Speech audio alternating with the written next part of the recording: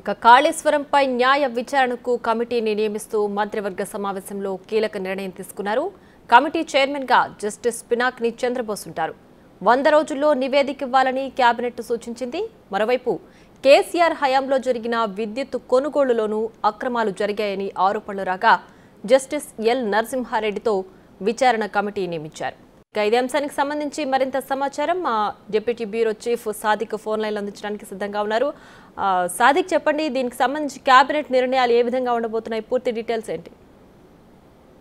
Priya, Telangana cabinet సమావేశం 2 గంటల పాటు జరిగిన కేబినెట్ సమావేశంలో చాలా కీలక నిర్ణయాలు తీసుకోవడం జరిగింది. ఇప్పటికే కాళేశ్వరంలో జరిగినటువంటి అవినీతి అక్రమాలపైన న్యాయ విచారణకు ఇవ్వాలని కూడా ప్రభుత్వం నిర్ణయించిన జరిగిన దానికి కేబినెట్ ఆమోదం తెలుపుతూ కూడా నిర్ణయం తీసుకోవడం అన్నది చాలా పెద్ద అచీవ్మెంట్ గా చెప్పవచ్చు. జస్టిస్ పినాకిని చంద్రబోస్ విచారణ కమిటీకి చైర్మన్ గా వ్యవహరిస్తారు.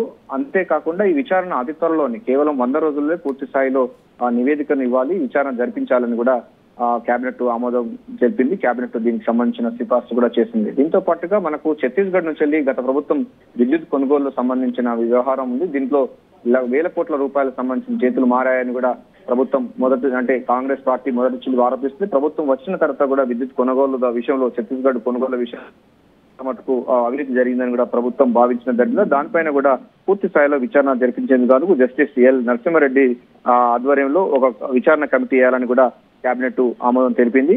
ఇక దీంతో పాటుగా అతి కీలకమైన అంశాలు చూస్తుంటే మనకు తెలంగాణ రాష్ట్రంలో మొత్తం పార్లమెంటు ఎన్నికలు జరుగుతున్న నేపథ్యంలో బీసీలకు సంబంధించిన వారికి పూర్తి స్థాయిలో ఇప్పటి వరకు 11 కార్పొరేషన్స్ ఉన్నాయి. వాటికి నిధులు లేకుండా గత ప్రభుత్వం పూర్తిగా నిర్వీర్యం చేసింది. నిధులు ఇస్తూనే మరో కొన్ని కార్పొరేషన్లు ఏర్పాటు చేయాలని కూడా కేబినెట్ ఆమోదం తెలిపింది. మరో 16 కార్పొరేషన్లు ఏర్పాటు చేయాలని కూడా కేబినెట్ ఆమోదం తెలిసింది. దానిలో మున్నూరు కాపు, గొల్ల కుర్మ, అదేవిధంగా లింగాయత్ తదితరమైనటువంటి 16 కులాలకు సంబంధించిన కార్పొరేషన్లు ఏర్పాటు చేయాలని కూడా నిర్ణయించడం జరిగింది. దీంతో పాటుగా మనకు అతి ముఖ్యమైన చూసినట్టయితే నిరుపేదలకు ఎప్పుడెప్పుడు అని ఎదురు చూస్తున్నటువంటి తెల్ల రేషన్ కార్డులకు సంబంధించిన అంశం పైన కూడా కీలక నిర్ణయం తీసుకోవడం జరిగింది. ఈ యొక్క తెల్ల రేషన్ కార్డు సంబంధించిన వాళ్ళు ఇప్పటికే చాలా మంది ఉన్నారు. గత ప్రభుత్వం ఎప్పుడు ఇవ్వలేని పరిస్థితిలో ఉంది. ఈ ప్రభుత్వం తెలంగాణలో ఇంద్రమ రాజ్యంలో తెల్ల రేషన్ కార్డులు ఇవ్వాలి. ఎందుకంటే అనేకమైనటువంటి ప్రభుత్వ పథకాలకు ముడిపడి ఉన్నటువంటి తెల్ల రేషన్ కార్డు ఇవ్వాలని కూడా నిర్ణయించిన జరిగిన దానికి సంబంధించిన అంశం పైన కూడా తెల్ల రేషన్ కార్డులు ఇవ్వాలని కూడా కేబినెట్ ఆమోదం తెలిపింది. మొత్తం 30 లక్షల వరకు కూడా తెల్ల రేషన్ కార్డులు ఉండే అవకాశం ఉన్నట్టుగా తెలుస్తుంది. ఇక కొత్త రేషన్ కార్డుల ప్రక్రియ కూడా కొనసాగబోతుంది. అక్కడ పైరవులకు ఆస్కారం లేకుండా తెల్ల రేషన్ కార్డులు, అదేవిధంగా ఇందిరమ్మ ఇళ్లకు సంబంధించిన దానిపైన కూడా నిర్ణయం తీసుకోవడం జరిగింది. ప్రతి నియోజకవర్గంలో 3500 ఈ ఇళ్లను నిర్మించాలి. అదేవిధంగా రాష్ట్ర వ్యాప్తంగా 4.5 లక్షల సంబంధించిన ఇంటి నిర్మాణం చేపట్టాలని కూడా కేబినెట్ నిర్ణయించడం జరిగింది. ఇది చాలా పెద్ద అచీవ్మెంట్ గా చెప్పొచ్చు. ఎందుకంటే కార్పొరేషన్లను బలోపేతం చేస్తూనే మరోవైపు మహిళా సాధికారత పైన కూడా కాంగ్రెస్ ప్రభుత్వం ఒక కీలకమైన నిర్ణయం తీసుకోవడం జరిగింది.